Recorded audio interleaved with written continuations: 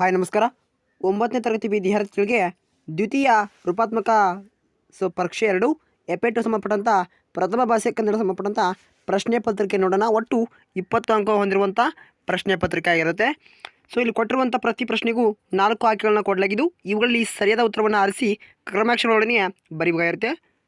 ಒಟ್ಟು 3 ಪ್ರಶ್ನೆಯನ್ನು ನಾವು ಪಡ್ಕೋಬೋದು. ಅಲ್ಲಿ ಮೊದಲನೇ ಪ್ರಶ್ನೆ ಕೊಟ್ಟಿದ್ದಾರೆ. ಒಣಗಿಟ್ಟಿತು ಎಂಬ ಪದವು ಈ ಸಂಧಿಗೆ ಉದಾಹರಣೆಯಾಗಿದೆ ಅಂತ ಕರೆದಿದ್ದೀವಿ. ರೈಟ್ ಆನ್ಸರ್ ಏನೈತೆ ಆಪ್ಷನ್ ಬಿ ಆಗಮ ಸಂಧಿಗೆ ಉತ್ತರವಾಗಿರುತ್ತೆ. ಇನ್ನು ಪಿತ್ರಲ್ಲಿ 2ನೇ ಪ್ರಶ್ನೆ ಪಿತ್ರಾರ್ಜಿತ ಪದವು ಅಂತ ಕರೆದಿದ್ದಾರೆ. ಇಲ್ಲಿ ಯಾವ ಸಂಧಿಗೆ ಇದಾಗಿರುತ್ತೆ ಅಂದರೆ ಆಪ್ಷನ್ ಸಿ ಎಣಸಂಧಿಗೆ ರೈಟ್ ಆನ್ಸರ್ ಆಗಿರುತ್ತೆ. ಓಕೆ. ಇನ್ನು 3ನೇ ಪ್ರಶ್ನೆ ಷಷ್ಠಿ ವಿಭಕ್ತಿಯ ಕಾರಕರ್ತವ್ಯದು ಅಂತ ಪ್ರಶ್ನೆನ ಕೇಳಿದ್ದಾರೆ. ನೀವು ನೋಡ್ಕೋಬೇಕು. ಇಲ್ಲಿ ಆಪ್ಷನ್ ಎ ಸಂಬಂಧ ಅನ್ನೋದು ಆಗಿರುತ್ತೆ. ಇನ್ನು 1 ಅಂಕದ ಪ್ರಶ್ನೆಯನ್ನು ಕೊಟ್ಟಿದ್ದಾರೆ. ಹಾಗೆ 3-4 ವಾಕ್ಯ ಉತ್ತರಿಸುವಂಥ ಪ್ರಶ್ನೆಗಳು, ಹಾಗೆ ಲೇಖಕರ ಪರಿಚಯನ ಕೊಟ್ಟಿದ್ದಾರೆ. ನೋಡ್ಕೋಬೇಕು. ಇನ್ನು ಗಾದೆ ಮಾತುಗಳು ಕೂಡ ಕೊಟ್ಟಿದ್ದಾರೆ. ಇವುಗಳ ಕೀ ಉತ್ತರ ಕೂಡ ನಾವು ನೋಡ್ಬೋದು. ಇನ್ನು ಮಾನವೀಯತೆ ವಿಶ್ವ ಅನುಸರಿಸಬೇಕಾಗಿದ್ದ ಮಾರ್ಗ.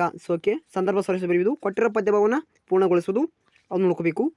ಹಾಗೆ ಸಾರಾಂಶ ಬರೆದಿರುತ್ತೆ ಪ್ರಶ್ನೆನ ನಿಮ್ಮ ಮಾತುಗಳಲ್ಲಿ, ಅದನ್ನು ನೋಡ್ಕೊಳ್ಳಿ. SELBI ಆಧಾರಿತ ಒಂದು ಲೆಸನ್ಸ್ ಬೇಸ್ಡ್ ಅಸೆಸ್ಮೆಂಟ್ ಅಂತ ಕರಿತೀವಿ. ಘಟಕ ಆಧಾರಿತ ಮೌಲ್ಯಾಂಕನ ಪರೀಕ್ಷೆ ಅಥವಾ ಎಪೆಟ್ಟು ಅಂತ ಕರಿತೀವಿ. ಪ್ರಶ್ನೆ ಪತ್ರಿಕೆಯ ಕೀ ಉತ್ತರವನ್ನು ಇಲ್ಲಿ ಕೊಟ್ಟಿದ್ದಾರೆ.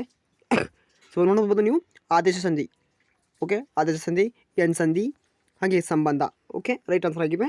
ಇನ್ನು 1 ಅಂಕದ ಪ್ರಶ್ನೆ ಕೂಡ ಕೀ ಉತ್ತರವನ್ನು ಇಲ್ಲಿ ಕೊಟ್ಟಿದ್ದೀವಿ, ಅದನ್ನು ಕೂಡ ನೋಡ್ಕೋಬೇಕು. ಇನ್ನು 3-4 ವಾಕ್ಯ ಉತ್ತರಿಸುವಂಥ ಪ್ರಶ್ನೆಗಳು ಅಲ್ಲಿ 2 ಅಂಕ ಬರುತ್ತೆ.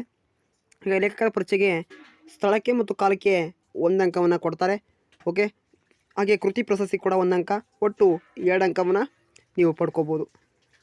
ಅಲ್ಲಿ ಇಲ್ಲಿ ರೀತಿ ಪರಿಚಯ ಕೇಳಿದಾರೆ ನೋಡಿ. ಜನ್ಮ ಒಂದು ಕವಿಗಳ ಪರಿಚಯ ಕೇಳಿದರೆ. ಇನ್ನು ಗಾದೆ ಮಾತು ಕೂಡ ಯಾವ ರೀತಿ ಬರೀಬೇಕು ನೋಡಿ.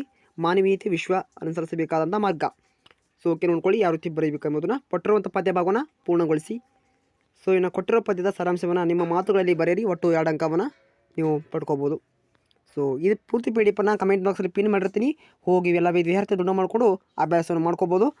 ಮುಂದಿನ ತರಗತಿಯಲ್ಲಿ ಸಿಗೋಣ. Thank for watching. Have A nice day.